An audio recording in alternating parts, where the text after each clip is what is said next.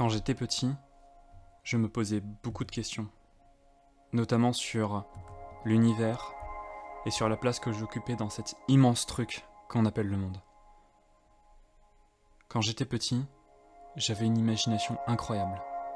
Ma vie était peuplée de combats de dinosaures, d'animaux qui parlent et de tout plein d'autres choses auxquelles on pense quand on est enfant. Et dans toutes ces aventures, forcément, c'était moi le héros principal. Je réussissais toujours ce que je voulais entreprendre, qu'il s'agisse de construire une tour à l'infini, de toucher le soleil, ou encore de vaincre des méchants armés jusqu'aux dents. Et puis, maintenant, il y a le moi devenu adulte. Celui qui se lève chaque matin et prend le métro pour aller travailler. Celui qui fait face, comme il peut, aux épreuves du quotidien.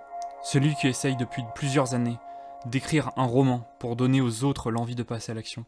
Celui qui réfléchit à des idées de vidéos YouTube que les gens apprécieront. Et en fait, même ça, j'y arrive pas. Et c'est là où je me dis que, finalement, quand tu es enfant, tu n'as peur de rien.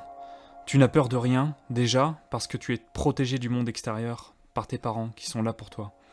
Et puis tu n'as peur de rien, surtout parce que quand tu dis je veux devenir astronaute, footballeur professionnel, chanteur, tu ne sais pas ce que ça signifie vraiment. Je veux dire ce que ça signifie en termes d'effort, de travail, de temps investi pour y arriver, et puis même la part de chance qu'il y a là-dedans.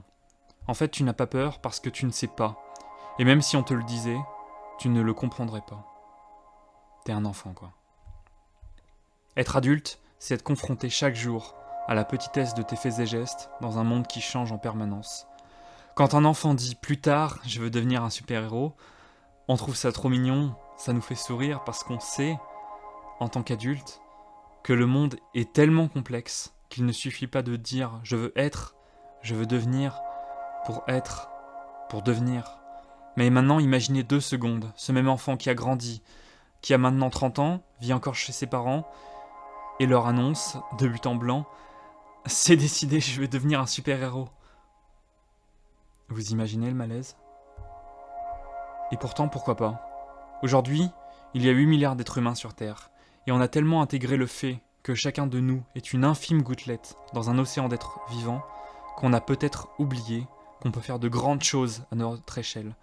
Je ne dis pas forcément sauver la planète, trouver la solution à la fin dans le monde, guérir toutes les maladies, mettre fin aux guerres, mais on a une multitude de possibilités devant nous, et finalement, le principal obstacle, c'est bien souvent nous-mêmes.